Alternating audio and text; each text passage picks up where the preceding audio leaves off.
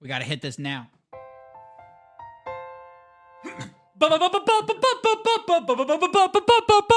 up, everyone? It's America Plus. I'm your host, Cole McCormick. It's another week, another episode. What's going on, people? I'm hyped. I'm here. I'm ready. I'm in North Hollywood in my kitchen, and I am strike. I'm on strike, folks. We're on strike. We are on strike, people. It's happening. We're going down. We're here. We're on Burbank Boulevard. We're in Burbank. We're in Southern California. We are striking the big corporations, and we're taking their money, and we're putting it in our pockets where it belongs, folks. This is crazy. This is crazy. That's like the main story. We're talking. So, welcome. I'm happy you're here. It's May. It's spring. Shannon and I just put up a spring sign on the door, a little spring wreath, and I couldn't be in any better moods, everyone. So just like, welcome. Like, I'm happy you're here. I'm super happy you're here.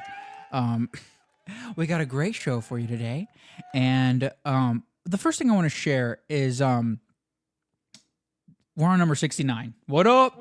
Whoops. 69, dudes. We're chilling with this one today, guys. We are chilling. Gaps are in the union. You understand me? I think there's jokes in everything here. I think there's layers here, folks. Layers. Ogres have layers. America Plus has layers. We're going crazy today. This week has been crazy with Boost. This week has been crazy with Bitcoin. It's been crazy with writing. It's been crazy with content. It's been crazy with the wonderful world that we call Earth. And what I want to start off with, so we're in this writer's strike. We're talking about innovation. We're talking about what's necessary for a creative person to be successful in the world. What type of a system does a creative person need to thrive and to survive and to have a good life? And this writer's strike in particular it's definitely proven something, right? It's definitely proven something. Right now, going into this, I got to be honest with you. I had some really negative opinions on the writers. I had some really just I don't know, maybe boomer-esque thoughts on this union strike. I had some just different vibes going into this, but now I've recorded all the clips, and like I've written down my notes. I actually have real notes today, and I can't help but be sympathetic. I can't help myself but be sympathetic to the cause. Is anyone else sympathetic to the writers? Is anyone else going through this? So first of all, what do I have down here? The first thing I wrote down before I started recording anything was, this seems like an old argument, right? The writers' union is protesting their contract, and they're stopping work so that they can get more money. And this has been going on for over 100 years. 100 years. This entire thing has been circulating. What's the word here? It's a cycle. The entire thing is a cycle. And I just why has there been no innovation with this? Like, of course, the money has gotten higher in some degrees. Like, if you're talking about inflation. But the situation here with the writers, they're really talking about just not getting enough money, just not being able to have a livable wage. And it is unprecedented times. Unprecedented. And it's scary. It's super scary. This first clip I got here, this is about a minute long. This is this is a guy in New York, writer in New York, and he's talking about the unity with amongst the unions.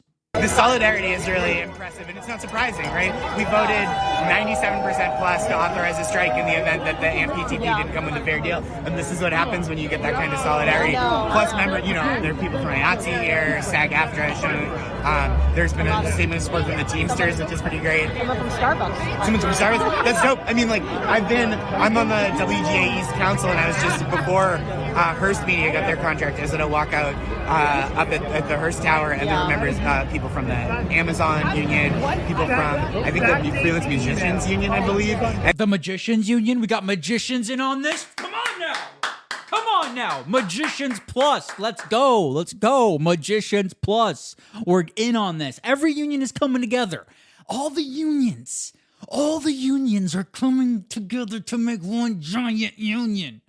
We shall not go quiet into the night! We are united! They are together. They are together. It's incredible. It's incredible to hear this. This guy's a writer on one of the talk shows, and I only edited like a few clips, right? So he goes into talking about like how it's just like a huge impact, and it's like all the talk shows are like not airing, and it just goes to show you like how important writers are. And I'm just like truly like not giving a shit about any of the Tonight shows.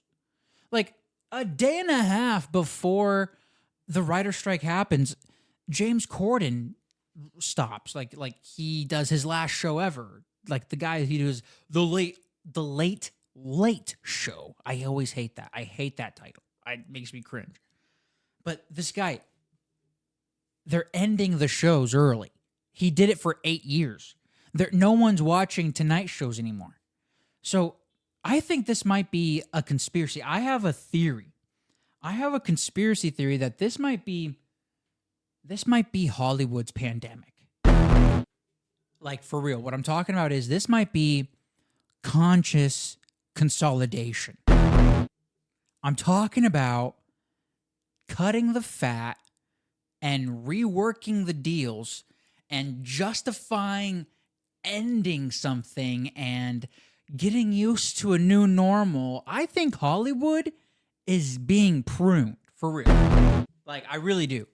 I really think they're getting rid of a lot of talk shows. I think they're getting rid of a lot of type of content, because what I have here in front of you, if you're looking at the chapters, if you're looking at the at the show description, or the show notes, whatever, I got the link to the PDF here. I got the link to the PDF. This is how much. This is like the contract of how much writers get paid per whatever thing they do, per movie, per show, per streaming, which is very convoluted. I'll be totally honest with you. It's like confusing when I just first look at it, and I needed to read it a bit more. So that's why, like, I usually record in the early afternoon. This is like this is the 7:45 right now, folks. Like good evening. I had to read this a couple times, and hopefully I got this math right. I'm confident I did. Okay. This PDF has so much information. You need to get it. This PDF has value. This is a real link here. This is a real good link. First of all, it's just cool to see the numbers here. A writer could get paid as much as $58,000 for a movie script. That's pretty good. One script. Like, what are you writing? 58 grand? What are you writing? If that was like a guarantee, like for real, what would you write for $58,000? I don't know. Would you do some bullshit Transformer? Would you do a love? Would you do a what is that, Juliet, or it was Shakespeare in Love? Would you do a Shakespeare in Love for 58 grand? That's a fun little thought experiment. Or would you do some Nolan shit? Would you try to do some like interdimensional dream shit? What would you do, man? I think I would do. I mean, I got so many ideas here, but I would try to do some psychedelic thing for 58. If I wrote something and I knew I was gonna make $58,000, I'm just gonna make the most wild shit ever. I'm gonna do some psychedelic, interdimensional, in the mind's eye. We're going deep into the soul. We're going into the ego. We're fighting the ego. We're exploring the dark side of our bodies and souls. we're really going there for 58 grand. Like that's so possible. That's so possible. I feel light when I talk about that. That feels so possible. So I didn't know that. That's the first time I ever got that information was today. 58 grand for a movie script. What are you writing? And for TV, of course, it's much lower. The lowest amount of minutes, if a program is like 15 minutes long. So this is normal TV. If you're doing a normal TV show for 15 minutes, 15 minutes is like a cartoon, right? It's like a cartoon. It's like the length of a SpongeBob episode, or like one half. It's one half of a SpongeBob episode. You could get paid as little as $5 grand for that. For a script for a 15-minute thing, $5 grand. But that number goes up if the minutes go up, of course. Going all the way up to what do we got? I think the right number here is $28K. $28,000 for an episode of TV. I wrote down the number for 36 minutes. Up to 36 minutes of television could get you $28K. What are you writing? What are you writing? Are you doing a vampire romance for $28K? Are you doing Stranger Things for $28K? Actually, Stranger Things, that's Netflix. That's totally different. Streaming is 1,000% different. It's crazy. Folks, it's crazy. Click the link, go to the PDF, go to page 41 here. This is nuts. New media, this is fucking everyone up. This is crazy. This is nuts. Before I go into that, I need to read, I have a little article here just to give you a quick overview. I should have gone over this maybe a couple minutes ago, but what are the writers looking for? What are the writers protesting for? To give you some context, I'm on KTLA.com. That's local news here in Los Angeles. 10 years ago, 33% of TV writers were paid the minimum rate. Now, according to this WGA, 49% of writers are. So there's been an increase of writers getting paid the minimum amount. What does that mean? Does that mean that there's more writers or there's less money going out? According for inflation, writer pay has declined 14% in the last 5 years. The median weekly producer pay is down 23% over the last decade. Jesus, save us. With inflation factored in, writers say many of their members aren't even making living wage. They are also seeking increases in their pension plans and health funds. Of course they are. So that's good stuff. Numbers are down. There's less money. But that doesn't make any sense, though, because you always hear about how much money these shows cost. These giant HBO shows, oh my God, they spend as much as a movie. It costs as much as a movie. We put as much work as we did as a movie. Meanwhile, writer-producer pay is down 23% over the last decade. So that sucks. They're looking for better residuals. For more than half a century, residuals have been a foundational way for writers to make money. That's through DVD. That's through syndication. That's Blu-ray. Physical media and foreign distribution is an incredible thing for people. And that's why the people who worked on Friends are so still rich, because they're still playing that shit. And even when it's on HBO Max, they're still getting like $5 million a month or something like that. Some crazy stuff. Crazy stuff with old style television. But that doesn't happen anymore because of streaming. Streaming is, of course, like we all know this. Streaming, no commercials. You just pay the one thing. It's sort of sustainable. It sort of makes sense. The writers are also looking for staffing requirements. I guess studios have been like manipulating the system and doing these like quote unquote mini rooms where they only have a handful of writers and they're working on a series and they're just like working for like a minimum amount of time. Excuse me. Let me get some water.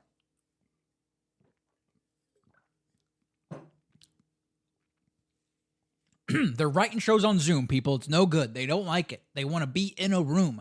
They want to be in a physical room. They don't want a mini room on Zoom. They want a real room. Shorter exclusivity deals. This is very interesting. So when you're a writer, you're signing away your life. You're signing away a part of your life for sure. But what happens is, what has happened is a season used to be 22 to 25 episodes. And so you'd be getting paid for 22 to 25 weeks. Now you work the same amount of time, but you're making 8 episodes. That's not cool. That's not cool. But at the same time, I have another clip here. At the same time, why are you here? Why are you here, writer? I got here Jason Sudeikis. I'm talking to... It's not me. I'm talking to... no, I am talking to Jason Sudeikis. Jason, why are you here? Oh, he's also with the co-creator, I believe, or co-producer, whatever. He's also in the show of Ted Lasso. We got some Ted Lasso fighting the Big Apple guys here, and they're talking about why they're there. We've been summoned by our union first and foremost, but I mean, in a nutshell, that's interesting. The last summon, is that why? I just think that's hilarious. Summoned. We've been summoned by the union. We've been summoned by our union first and foremost, but I mean, in a nutshell, the last strike, Big Defense was like, oh, we don't know how this streaming thing's going to go. It's gone pretty good. Yeah, it's gone awfully well for certain people. Yeah.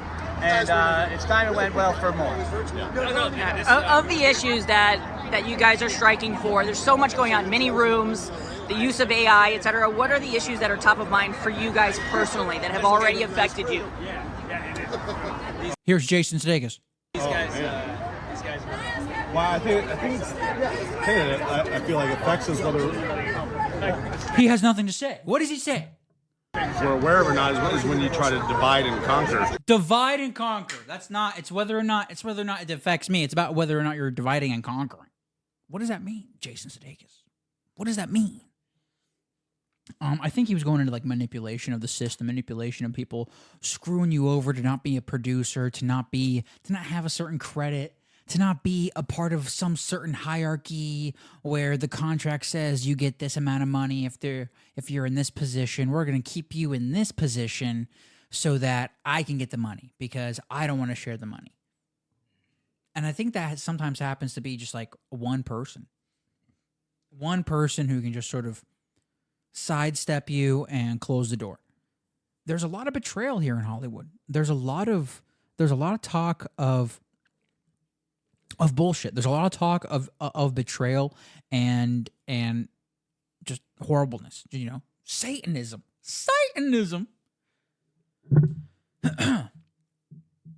And how does a writer move through that? How does a writer try to be creative? How does a writer use this system to do anything, to move up? Like, is it really fair?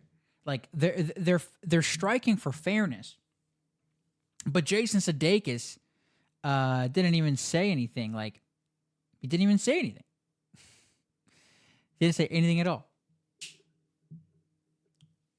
The clip I had, the clip of Jason Sudeikis, it was like a 4-minute clip. But these people, they only had the thing to say about they need more money or they need more respect, whatever. And I'm sitting here and I'm sympathizing with them, and I still, like, I'm fighting this thing of, like, I also don't give a shit. These are the most privileged people on the globe. These are the people who are really living in Calabasas and telling us how to think. These people are the media. They are the media. And of course, it's not something that we all have a deep understanding of. You know, it's not something that you really have a firm grasp on. But they are people. They deserve fairness, but they're also super privileged. And technology sort of taken over. Technology is definitely taking them over. The last thing that they're fighting for is for studios to not use AI. They're really looking at technology here. This is a real moment here. This is a moment. They are specifically calling out artificial intelligence with their labor contracts. So this is the first time this has ever happened. There hasn't been anything else. You know, it's only been recent when, since actors have been starting to get some sort of, it has begun with actors for being used for AI, right? Whether it be to recreate a face or recreate a voice, you know. And now you got these like senior citizen actors. They're giving away their voice forever. They're signing away their face, their younger face forever.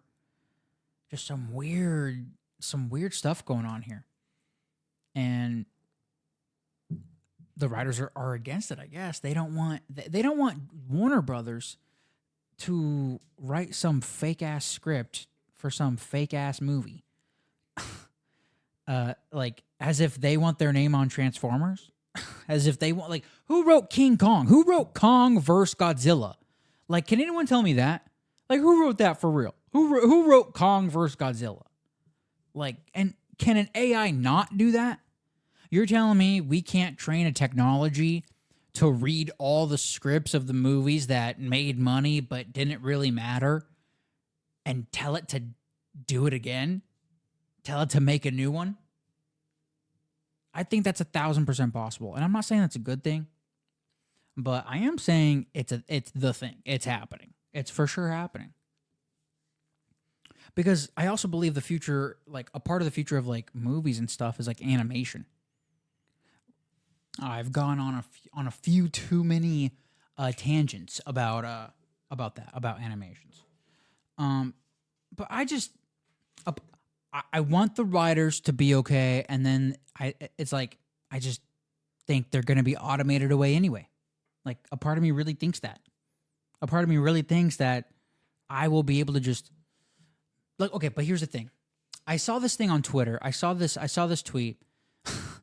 I saw this tweet, and it really changed my mind here. It said, it was like two photos, right? One photo was a piano, and it was like some like electric piano, and it was playing itself. And it's like $2,000, right? And then there's another photo, and it was a guy in a mall playing the piano. And there was like a group of people standing around looking at him. And then there's like a guy dancing. And the tweet was like, there's a reason we like humans. Like, there's a reason, like, he said, like, there's a reason he's not afraid of AI. We like what humans do. Like, humans like what humans do. That seems to be some sort of philosophy that's forming, that can be forming. I want to see what humans can do. Like, I don't want to see what a robot can do. Like, I really don't. Like, I really don't care about the robot. Like, has anyone seen that movie Real Steel with Hugh Jackman? The whole concept of this movie, Real Steel, is boxing's over. People don't want to see people hit each other anymore. And so they start making rock'em sock'em robots, but in real life and like 20 feet tall. And then they start just fighting each other with remote controls. And it's like a cool concept. And I'm not sure if it'll ever happen, but I like watching UFC. I like watching the fights. I like seeing, like, maybe that's like, that's the ape in me. I want to see that violence. I want to see the fight. But maybe we're just going to evolve. We can evolve away. We can let go of the testosterone. As if, right? As if. Humans like what humans do. So we're going to want to keep watching real humans on the screen, I think. You already see this with people going back to Polaroid photos. You want a chemical experience. You want the pheromones. You want, like there's a reason Nolan is popular, you know? There's a reason there's a class of filmmakers that still use film. Film, like the chemical film stock, is still being used today. It's not very popular. It's not, and you don't get, you never, if you go to the movies, you know, you never get to really see the film print anymore. And I'm spoiled out here in Los Angeles. They sort of treat film print theatrical experiences as like luxury stuff. So like, I like to go to that, and it's like fun. It's cool to go to. It's cool to see this, like, you know, there's a photochemical process that was developed in a certain type of room, and copied onto this. And simple light is being shown through this transparent plastic, through this gooey plastic that has this silly image. It's so surreal. It's so surreal when you get to the Earth experience. Only because of like mushrooms is the reason why I'm like even interested in in film as an art form. It's only because of mushrooms, and that's like a random thing I know. But like when I'm on my experiences on psilocybin mushrooms have been this in one simple sentence. Ultimately, I've had like 20 experiences, 20 larger dosed experiences. It makes me feel human. It makes me feel more in my body, and I feel really positive about myself. I feel really positive about like me walking on the map of Earth.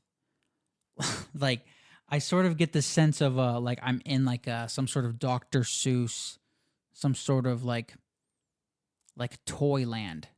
Like when I'm on mushrooms, I get this sense that I'm within this like different world, and like it's all fake, like it's plastic. Like I know that's not a lot of people's like experiences, because I usually keep my eyes open. Like I usually like go about the Earth. I usually go about the world when I'm when I'm having an experience. And I have a similar experience when I watch Tom Cruise doing some insane stunt. I'm like, oh my God, this guy is living on planet Earth. This guy, this man, this person who's breathing oxygen as me, he somehow just figured out a way to just treat the globe as some little like amusement park course. Like this guy just prefers to film in London and Italy and all these famous places, and he just prefers to jump off giant cliffs. You know what I mean? Like I'm talking about like this human experience. How do you treat this human experience? What are you writing? What are you writing, man? What are you producing? That's like another huge question that I tend to like fall on within all this. What type of system are you producing in? Because I think a part of my reason of criticism for these people is I just have a criticism for the system. I have a criticism for the type of union that they are. But that's my prejudice, and that's what I got to work through. And that's why I'm doing this podcast. That's why I'm doing this. That's why I'm doing America Plus. That's why I'm doing this entire situation, bro. This entire situation, bro. And that's why we do it value for value. That's right, folks. This America Plus is a value for value show. That means we're going into the boosts. Folks, value for value. If you don't know what that is, go to valueforvalue.info for more info. Go to valueforvalue.info for more info, then download the Fountain.fm app. It's the best way to support the show. Value for value is when you decide how much value is in this show, folks. Like what I'm trying to do here, the whole thesis around America Plus, I'm just trying to identify narratives. I'm trying to look at systems, and I'm trying to understand them, and I'm trying to call them out, and I'm trying to build better ones. And when it comes to this whole writing thing, like I'm trying to make my own stuff. I'm trying to have my own brand. I want to be my own George Lucas. And this podcast is the beginning of that. And value for value is when you decide how much this is worth your time. And you can do that through three ways mainly. If you go to valueforvalue.info, you can read you can read all about it. It's time, talent, and treasure. Just your time, just you listening to me. Thank you for that. Like there's so much value in that. Thank you for listening to me right now. Just thank you for hanging out. Thank you for coming back. If you're coming back, that's incredible. Talent. Talent is if you want to help me out with anything. I'm doing projects throughout the year. I'm doing Sat Slingers. I'm doing a bunch of cool things. Dude. Sometimes shows do like art. Sometimes shows do other things. I'm gonna have my own thing for the talent section. If you have any suggestions, if you have any talents that you want to share, shout it out. And the last thing is treasure is money, folks. The best way to support me with money is on the Fountain app through Boosts. Boost is when you send me small bits of Bitcoin. That's my preferred currency. It's my preferred way of transacting. Preferred way of spending things, not spending things, but holding things. Buy and hold, right? Buy and hold. Buy and hold. Buy and hold. But we got a bunch of boosts. Last week was a Sat Slinger. So if you didn't know that, last week's Sat Slinger was a huge deal. Sat Slinger is when I do a promotion on the Fountain app, and I give away Satoshis. I give you sats. I give you bits of Bitcoin to listen to my show. And I was able to give you 800 sats, so that's pretty legit. So thank you very much to everyone who was involved with that. I was able to recycle some of the sats that I've made over the past year and give them back to you. So that's the real value here, folks. That's a part of the real value. I'm doing that through July, and I couldn't feel more blessed about it. The value for value thing has grown immensely over the past year, and specifically within the last 3 to 4 weeks, it's been phenomenal. And it's only been because of my faith. It's only been because of God. It's only been because of my belief in value for value and how I want to do things and what types of systems that I want to produce in. And the podcasting 2.0 system, the value for value model, is possibly the most innovative thing that has bestowed itself on planet Earth. For realsies. For realsies. And I'm going to be reading the boost today. I'm reading the boosts under last week, number 68, Sat Slinger. Talked about a bunch of things, just celebrating you, pretty much. Celebrating the audience, man. From the lowest to the highest. We got a bunch of these. It's incredible. At Chasats, he sends in 100 sats. He goes, thank you for the podcast. Thank you for the sats. Boost me, bitch. Thank you so much. I can't believe you gave me 100. Thank you so much. And then we got at LA Satari. He sends in 137 sats. What up? Thank you. He goes, thank you for this episode. The first I've listened to. A bizarre and fun combination of Star Wars, Winnie the Pooh, and others, with some interesting questions, too. Good luck with the job hunting. Yes, thank you. Boostar. Oh, the craziest thing happened, folks. So last week I talked about how I was looking for a job. How I was looking for a job. This past week, because of these boosts, it's because of value for value, 1,000% for sure. I got a job. What? I got a job for real, dude. I'm working in a kitchen now. I'm cooking steaks at Ruth's Chris Steakhouse. That's some real shit right there. Please give me a round of applause for that. I won't.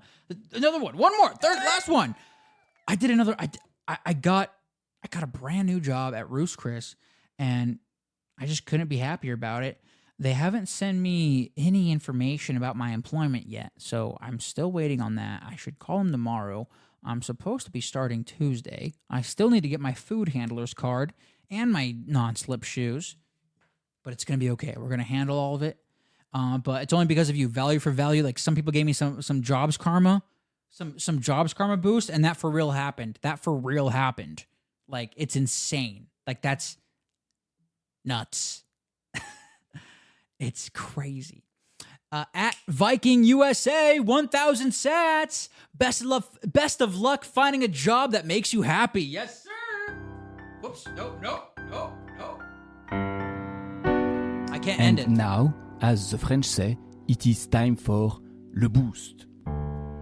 Viking USA, 1,000 sats. Thank you so much. And thank you for that jobs karma. Because of you, I got a job. At Joel W, 1,111 sats. Satchel Richards, what's up, dude? He goes, congrats on the 4K downloads for last episode. That's kind of a big deal. Yes, it is. Boost. We're popping off, folks. Last 2 weeks ago, I got 4,000 downloads naturally, organically. The most I've ever gotten ever. So just it's good times. We're really vibing here. At Mere Mortals Podcast, Kyron Down. What up, Kyron? My boy from down under. He sends in 2,222 sats. Row of ducks there. He goes, super happy for you, Cole, that you got to experience some baller boosts. Yes, I was celebrating my first baller boost last week. I was on the fountain, the fountain algorithm. That was sick. He goes, I was unsure how long you would be around when I first heard of your show, but I'm glad I was wrong. Good. Thought you would burn out quickly with your next level enthusiasm/passion. May there be many more. P.S. Always gives me a chuckle when I hear my boost clip being played. You're a legend. No problem, bro. Boostar. But is that yours? Which one is yours? I got these sounds on the... I'm so sorry I keep hitting the mic. I got these boost sounds over GitHub, and I didn't read the username, and I just sort of downloaded them. I was sort of randomly looking for just boosting clips, boosting sound bits, and then I just downloaded. So tell me which one is yours, please, because I gotta shout you out for that. I gotta give you some sort of split for that, right? I gotta pay my dues with that. Next to her from @JoelW. He sends in 3,333 sats. Oh my God. 33 twice. He sends in twice. So that's a 6. Yikes. It's a 6,666 total. But let's see what he has to say. He goes, the first one. He goes, the hash blasting sat assassin favor loop in full effect. Yes, sir. That's my nickname. I'm the Sat Slinger. Biatch. And then he goes, one more for the jobs karma. Thank you. Thank you very much, Joel W. We got one more here. It is time for Le Boost. The biggest one, the biggest boost of the week. My boy, this is the biggest reason why I think we're growing. This is the largest reason. This is the most incredible thing that's ever happened with Value for Value on America Plus ever. We have another boost from the guy who makes Adam Curry's chapters, Dreb Scott. Dreb Scott. He sends in now. The issue that Dreb, you're sending in these sats from Cast-O-Matic. There's the splits go through. I'm not able to see the full amount for some reason. I don't know why, but I only see the split amount. But unless you're sending me 32,838 sats, Dreb Scott, thank you. He sends in. He says, sending some jobs karma your way. It worked. Also, you are correct. I did hear about you on Podcasting 2.0, not No Agenda. I listened to so many hours of Adam Curry each week that it all runs together. LOL. Keep on keeping on. Dreb. Thank you. Boost me, bitch. Thank you so much, Dreb. And those are the boosts from last week, folks. So shout out to all of you. I'm so happy for all of you. Thank you for the thousands of sats. Truly. Thank you for the thousands and tens of thousands of Satoshis. It couldn't mean any much more than the world to me. It's truly incredible that I've been able to do a show. I've been able to express myself and to try to, I'm just working through ideas and I'm working through how I want to move through the world. And I'm trying to approach that in an entertaining way. I'm trying to ask these questions in a way that also helps you understand or helps the two of us understand something, hopefully. Hopefully. And who knows if it does. But if it does help you, if there is value, this is your opportunity to show me that. Whatever number you want. You can do your favorite number. You can do a low number. You can do a high number. You can do your birthday. You can do a Bible boost. We've had people do Bible verse boost, whatever. That's been insane. If you want to just send in just the biggest number ever. Send in the biggest number ever. That'd be pretty awesome. Give me the biggest baller boost ever. You can do whatever you want because I think there's real value here, and it's a long-term play. America Plus is a long-term play, and it's growing into more things, and I'm only learning more. I'm only developing more and more skills. I'm developing this podcasting value for value pitch skill. I'm developing animation skills. I'm developing communication skills. I'm developing cooking in the kitchen skills. I'm developing understanding meat skills. So many skills. So many skills. It's like I'm fucking Napoleon Dynamite tonight. It's just a lot of skills, all right? I'm just trying to better myself. And that brings us to this back half. I really don't have much to say. I really just want to. I feel like this is like a good episode. I really feel like this is just like we should just wrap it up here, because this job thing is like my biggest thing. This job thing is like what I'm trying to like I need this money, and I'm just like I'm calm right now though. I feel super calm because I just want to follow the path. That's all I want. I just want to follow the path when it comes to creating, when it comes to what I'm producing. I continue to just like follow my instincts, and I want to encourage you to follow your instincts. It's super important as we move through this new world, as we move through the fourth crisis of this moment of history, as we move through whatever we're living through, whatever moment this is, whatever moment the next decade or so is. We're just going to have to make decisions. We're going to have to make big decisions. We're going to have to live with our decisions. I don't know where this is coming from right now, but I'm just feeling if you have something to say, if you have something to make, if you have something to go after, the information is available and the innovation is there. The innovation must be touched. The innovation must be brought up to the surface. Bring it up. Bring it forward. Bring it forward. America Plus is building better institutions, building better systems. We're going to build it back better.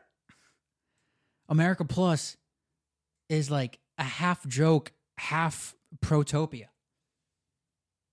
I'm just looking for a better world, and my art is going to represent that. My art is positive. I want my art to be positive. I don't want my art to be tearing down things, but also let's be realistic. Let's be a little pragmatic. Let's look at the darkness as well.